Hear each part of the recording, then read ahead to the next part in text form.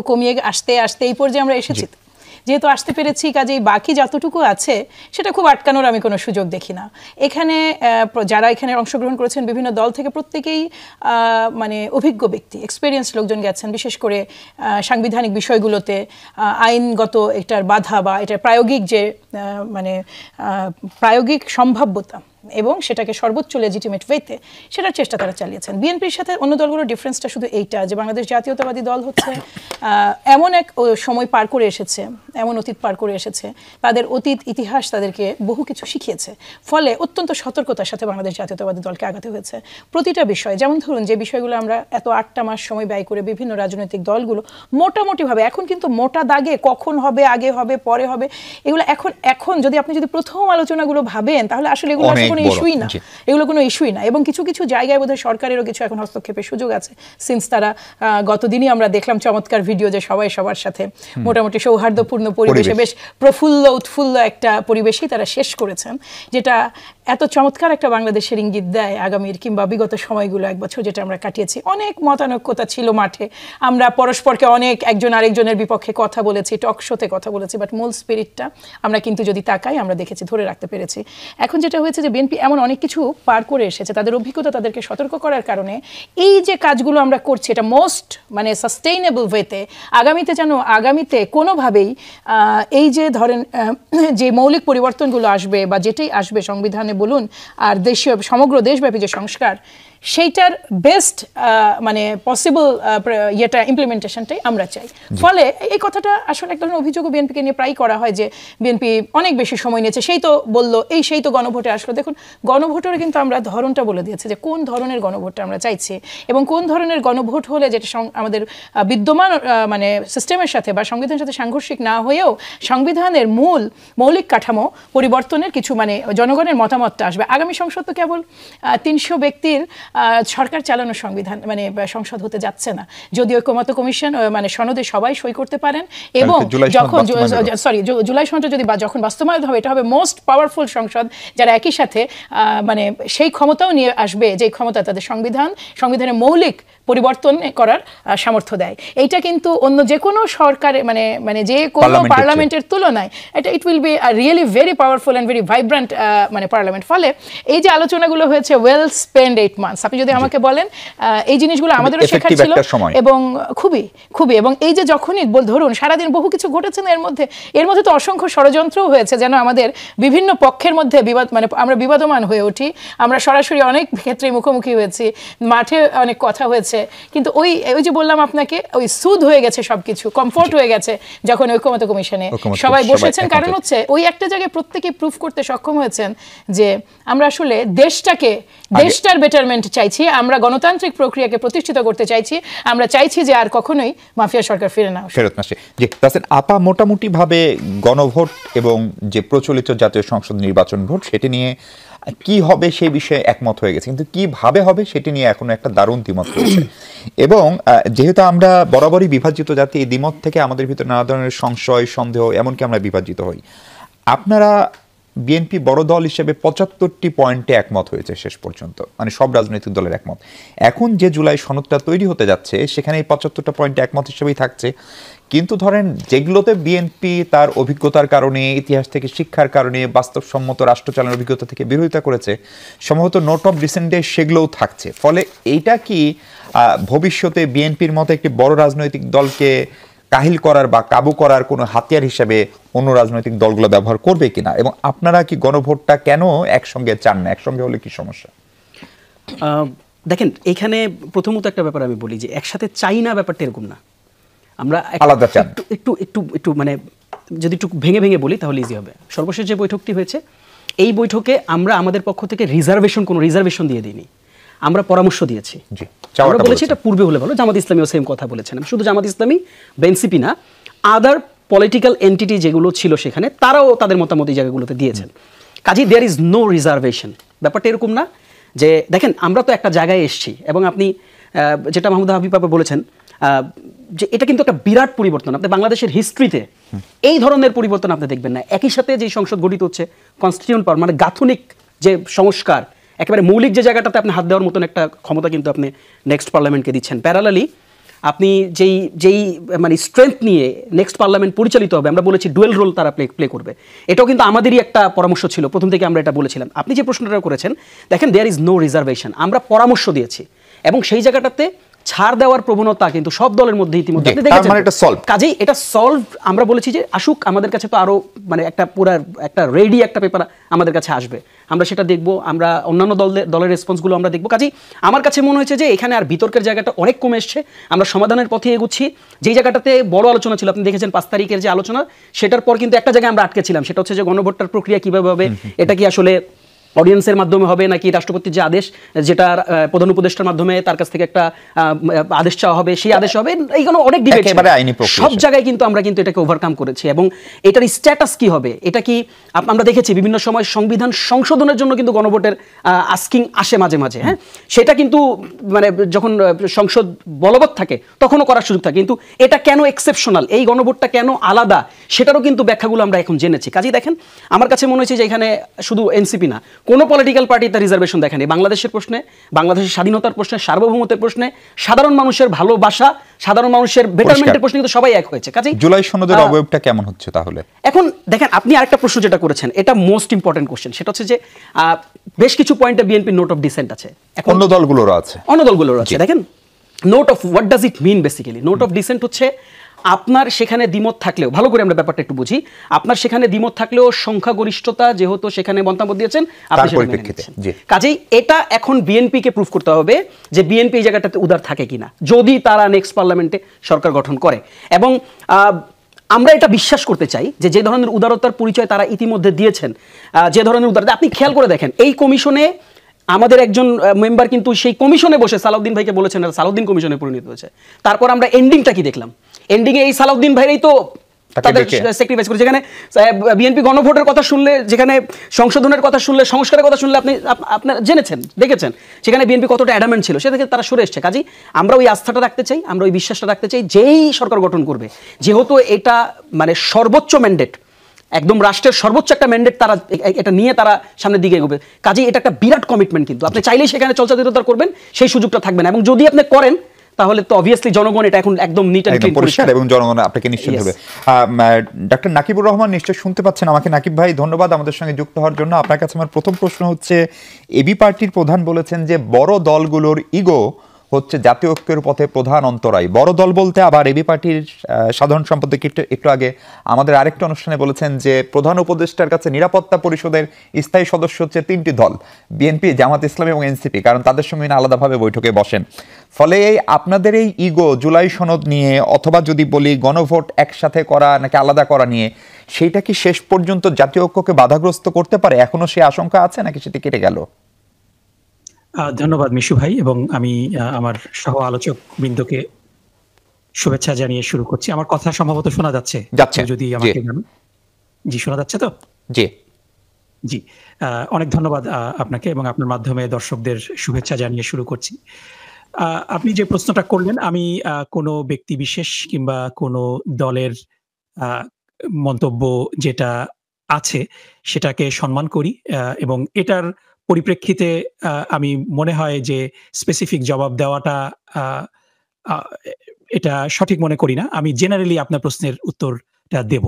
এটা একজন ব্যক্তির কমেন্ট হতে পারে কিংবা সাধারণ মানুষেরও কমেন্ট হতে পারে। প্রথমেই আমি আন্তরিকভাবে কৃতজ্ঞতা এবং অভিনন্দন জানাতে চাই ঐক্যমত কমিশনের ডক্টর আলী রিয়াজ এবং মনির হায়দার ভাই সহ অন্য যারা দিনরাত পরিশ্রম করে ভিন্ন মতের মানুষগুলাকে নিয়ে দিনের পর দিন বৈঠক করেছেন, এবং একটা খুব সুন্দর একটা চিত্র বাংলাদেশের সামনে উপহার দিয়েছেন যে রাজনৈতিক দলগুলোর মধ্যে মতবিরোধ থাকা খুব স্বাভাবিক, অস্বাভাবিক না। সব বিষয়ে আমরা একমত হতে পারবো না, অনেক বিষয়ে আমাদের মধ্যে ভিন্ন মত থাকবে, কিন্তু একটা সুন্দর সংস্কৃতি চালু করা, যেটা যে আমাদের মধ্যে বিরোধ থাকলেও আমরা একসাথে কথা বলতে পারবো, একদম মন খুলে আমাদের যে বিষয়গুলোতে আমরা মতামত পেশ করতে পারি, এবং যে বিষয়গুলোতে আমরা একমত না সেটা আমরা একেবারে কোনো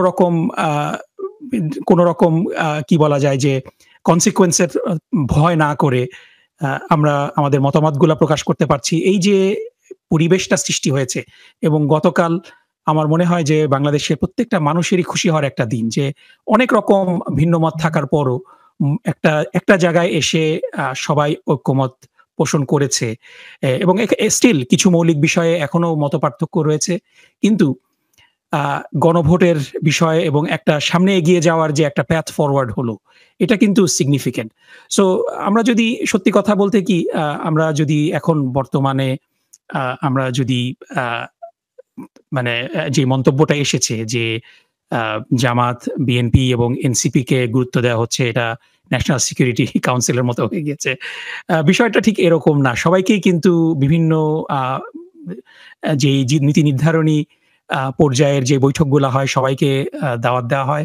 এখন ডেফিনেটলি বিএনপি বাংলাদেশে দীর্ঘদিন ক্ষমতায় ছিল, জামাত ইসলামী বিএনপির শরিক হিসাবে 2001 থেকে 6 পর্যন্ত ক্ষমতায় ছিল, ন্যাশনাল সিটিজেন্স পার্টি তাদের নেতৃবৃন্দ এই বিপ্লবে একটা ভূমিকা পালন করেছে এবং অন্য সবাই ভূমিকা পালন করেছে। সো সবার ভূমিকাকেই মূল্যায়ন করতে হবে, এবং একটা সুষ্ঠু নিরপেক্ষ নির্বাচনের আগে কিন্তু we can not hand out trophy two anybody.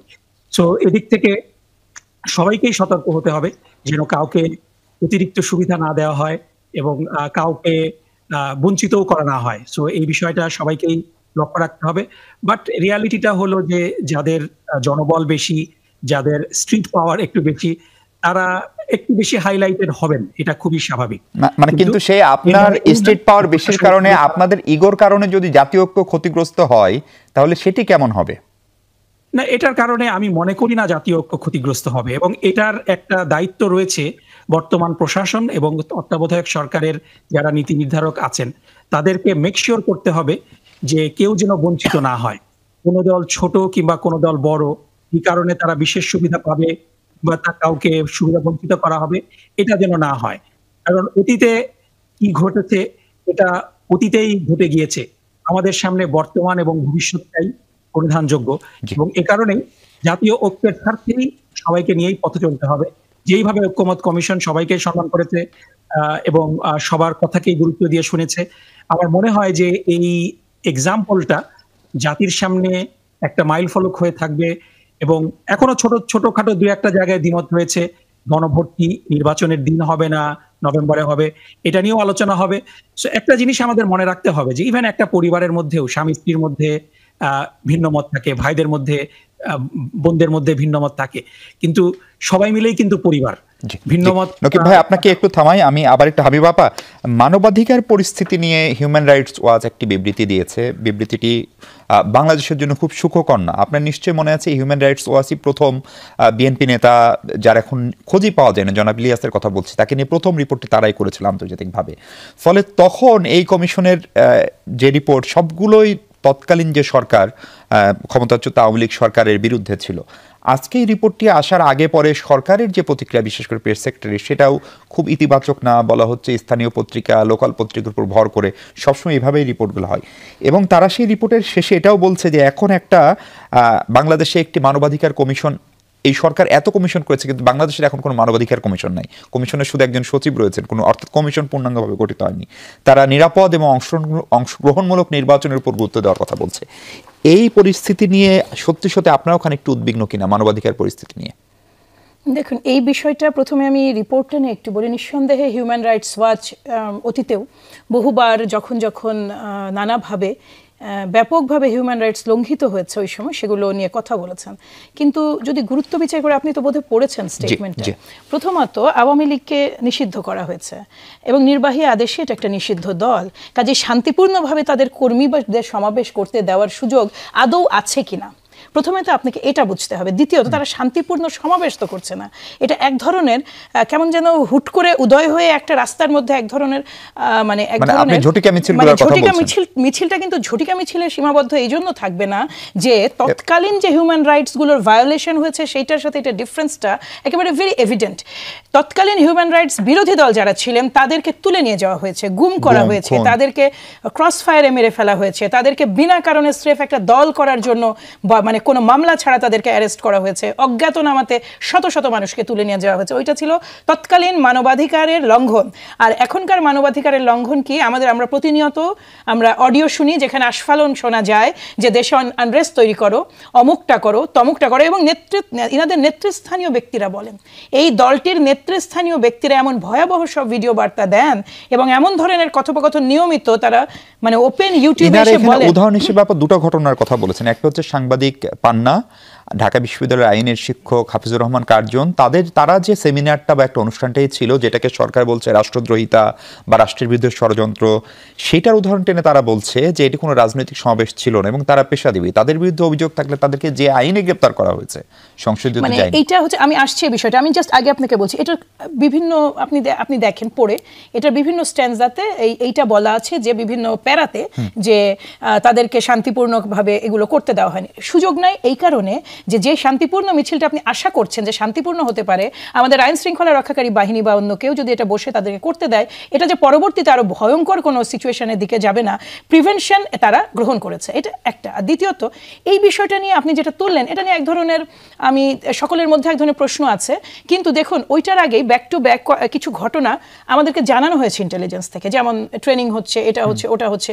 এখন আমরা হয়েছে কি, দিন শেষে আমরা তো সেই সাধারণ মানুষ যারা সরকারের স্টেটমেন্ট তখনও দেখেছি, আজও দেখছি, কিন্তু এই কারণে এখনকার স্টেটমেন্টগুলো আমরা বরং বিশ্বাস করতে আগ্রহী যে এই সরকার ক্ষমতা গ্রহণের পর থেকে, বিশেষ করে অন্তর্বর্তীকালীন সরকার, সর্বশক্তি নিয়োগ করেছে আওয়ামী লীগ তার বাংলাদেশে যা লজিস্টিক আছে, এবং খুব কম লজিস্টিকও নাই, তাদের অসংখ্য বুদ্ধিজীবী ছিলেন যারা আজও তাদের বুদ্ধিজীবী আছেন, তাদের অসংখ্য পেশাজীবী ছিলেন যারা আজও তাদের পেশাজীবী আছেন, তাদের অসংখ্য সমর্থক ছিলেন যারা আজও তাদেরই সমর্থক আছেন, তাদের কারো মধ্যে কোনো আচরণের মধ্যে তার কোনো রিপেনশন নাই, তাদের মধ্যে কোনো অনুশোচনা নাই, তারা এইভাবে বলার চেষ্টা করেন যে এটা বিদেশি ষড়যন্ত্রের মাধ্যমে, এটাকে একটা যে গণ অভ্যুত্থান, এটা যে একটা অর্গ্যানিক প্রাইজিং, এইটা আজ পর্যন্ত অ্যাকসেপ্ট করতে পারেনি এই বাংলাদেশে বসে থাকা এই আওয়ামী লীগের লোকজন। এবং তাদের মধ্যে প্রায়ই দেখা যায় যে এই আসছে আর কয়দিন, এই যে ধরনের কথাগুলো 10টা আওয়ামী মাথা এক জায়গায় হওয়াটা এখনকার জন্য বিপজ্জনক। হতে পারে যে উনি নিঃসন্দেহে উনি একজন সাংবাদিক, একজন সামাজিকভাবে অত্যন্ত শ্রেদ্ধেয় ব্যক্তি, কিন্তু তাকে সামাজিক পালসটাও বুঝতে হবে কখনো কখনো। এবার আপনাকে বলি, মানে কি এই রিপোর্টটা ভুল বা এটাকে আপনারা প্রত্যাখ্যান করছেন? তবে আমি বলছি যেটা এত গুরুতরভাবে রিপোর্টটা আসাটা মানে কতটুকু যৌক্তিক, এই কারণে যে এই সরকারের চ্যালেঞ্জগুলো তো আপনি এইটা হিসাব করবেন না, শেখ হাসিনা তার সুপ্রিম পাওয়ার নিয়ে বসে থেকে টোটাল মানে অথরিটেরিয়ান সিস্টেম ব্যবহার করে যে হিউম্যান রাইটস ব্রেক মানে ভায়োলেট করেছে, আর এই অন্তর্বর্তীকালীন সরকার যাকে টিকে থাকতে হচ্ছে। তুলনা কেন হচ্ছে? মানে ওইটা আরো খারাপ, কিন্তু না তার হিউম্যান রাইটস ভায়োলেশনটা ছিল একদম এভিডেন্ট হিউম্যান রাইটস, এবং এই হিউম্যান রাইটস ভায়োলেশন সেটা তো জাতিসংঘের তদন্ত প্রতিবেদনে 1400 জনের নাম আছে। ভায়োলেশন যেটা আপনি করছেন মানে অভিযোগটা তুলছেন, তার অবশ্যই কিছু বেস থাকতেই পারে। এই তো সেই প্রশাসন, এ তো সেই পুলিশ প্রশাসন যারা তো এই কাজে অভ্যস্ত এত বছর ধরে, ফলে তাদের দ্বারা কিছু হয়ে যেতে পারে, বাত্যয় থাকতে পারে, 20% হতে পারে, 30%, বাট এইটাকে যখন আপনি এইভাবে অ্যাড্রেস করছেন আমি না হিউম্যান রাইটস ওয়াচ, আমি মানে রিপোর্টটার কথা বলছি, একই সাথে আপনি সরকারকে একটা প্রশ্নের মুখে ঠেলে দিচ্ছেন যেটা আসলে সরকার কতটুকু এই ভারটা বহন করা উচিত, বা আদৌ তাদের যোগ্য কিনা এই অভিযোগটা তাদের উপরে তোলার জন্য, আমার সেটা নিয়ে কিছু দ্বিধা আছে। আপা, আমি একটা বিরতিতে যাব। তাসিন, আপনার কাছে একটা প্রশ্ন হচ্ছে, এই হিউম্যান রাইটস ওয়াচ তো প্রতি বছরই রিপোর্ট দিত, এবং আমরা যখন বিশেষ করে হাসান মাহমুদ ফরেন মিনিস্টার হওয়ার পরে যে টোনে কথা বলতেন, এখনকার সরকারের নীতি নির্ধারকরা প্রায় কাছাকাছি টোনে কথা বলেন, এবং হাবিবা আপাও তারও আশপাশ দিয়ে গেলেন। আপনি কি বলবেন সেটা শুনবো, কারণ বিশেষ করে হিউম্যান রাইটস ওয়াচের যিনি অঞ্চলের প্রধান তিনি মীনাক্ষী, তার সঙ্গে বিএনপির বহু নেতার দীর্ঘ বৈঠকের খবর আমরা জানি, এবং তাদের কাছ থেকে তথ্য পেয়েছেন। জামাতের যারা গুম হয়েছেন তাদের পরিবারের সদস্যের সঙ্গে কথা বলেছেন। এখানকার আইন সালিশ কেন্দ্র বলি, এখনকার উপদেষ্টা আদিলুর রহমান, তার যে সংগঠনটি অধিকার, তাদের ডাটা নিয়ে তারা কাজ করেছেন, তখন প্রশ্ন ওঠে না। কিন্তু এই সরকারের প্রতি এই সংস্থাটি সত্যি যদি বাড়াবাড়ি করে প্রফেসর ইউনূসের মতো একজন নোবেল লরিয়েট সরকার প্রধানের সঙ্গে, তাহলে তার পিছনে কি ইন্টেনশন থাকতে পারে সেটি আপনার অ্যানালিসিস শুনবো। দর্শক, তার আগে ছোট্ট একটা বিরতি। দর্শক, আরেকবার স্বাগত। 24 ঘন্টা আমরা কথা বলছি, মাহমুদা হাবিবার সঙ্গে কথা বলছিলাম আপা। তারপরে আমি একটু তাসিন রিয়াজের কাছে। তাসিন রিয়াজ, এই মানবাধিকার নিয়ে হিউম্যান রাইটস ওয়াচের যে রিপোর্ট, সেটি নিয়ে হাবিব আপার বক্তব্য আপনি শুনেছেন, আপনার বক্তব্যটা একটু বুঝতে চাই। ধন্যবাদ আবারও সবাইকে যারা আমাকে শুনছে। দেখেন, হিউম্যান রাইটস ওয়াচের আমি পুরো প্রতিবেদনটা প্রথম আলো থেকেই পড়ছিলাম। আমার কাছে যেটা মনে হয়েছে যে যে ধরনের অভিযোগ এখানে এসছে, এই ধরনের অভিযোগের প্রেক্ষিতে যে ধরনের হেডলাইন আমরা দেখছি, হ্যাঁ, মানে এটা তো ফ্রেম করার একটা প্রবণতা আমার কাছে হিউম্যান মনে রাইটস হয়েছে। ওয়াচের হেডলাইনের কথা জি, বলছেন জি, না প্রথম আলো? প্রথম আলোর হেডলাইন, হিউম্যান রাইটস ওয়াচের হেডলাইন। আমার কাছে মনে হয়েছে যে মানে এখানে একটা প্রবণতা আমার কাছে মনে হয়েছে কাজ করছে, যেটা মানে খুব একটা আমার কাছে মানে পজিটিভ কোনো মানে বার্তা দেয় না আমার কাছে। দেখেন আপনি 5 আগস্টের পর যে ধরনের ঘটনা ঘটেছে আর 5 আগস্টের আগে, আমি তুলনা করছি না, যে কোনো ধরনের মানবাধিকার লঙ্ঘন এটাকে আমরা টলারেট করবো না বলেই তো এই বিপ্লবটা সাধিত হয়েছিল। এই বিপ্লবটা রাজপথে গড়িয়েছে, মানুষ রাস্তায় নেমে এসছে। কাজেই মানে যারা অ্যারেস্টেড হচ্ছে, যারা বিভিন্ন সময়ে বিভিন্ন ধরনের মামলা মোকদ্দমায় যারা আদালতের দ্বারস্থ হচ্ছে, তাদের প্রত্যেকেরই তো ওই সুযোগটা, আত্মপক্ষ সমর্থনের যে সুযোগটা থাকা দরকার সেটা মানে থাকতে হবে, থাকাটা জরুরি। কিন্তু এটাকে যখন আপনি মানে খুবই ছোট ছোট ফ্যাক্টগুলোকে আপনি যখন মানে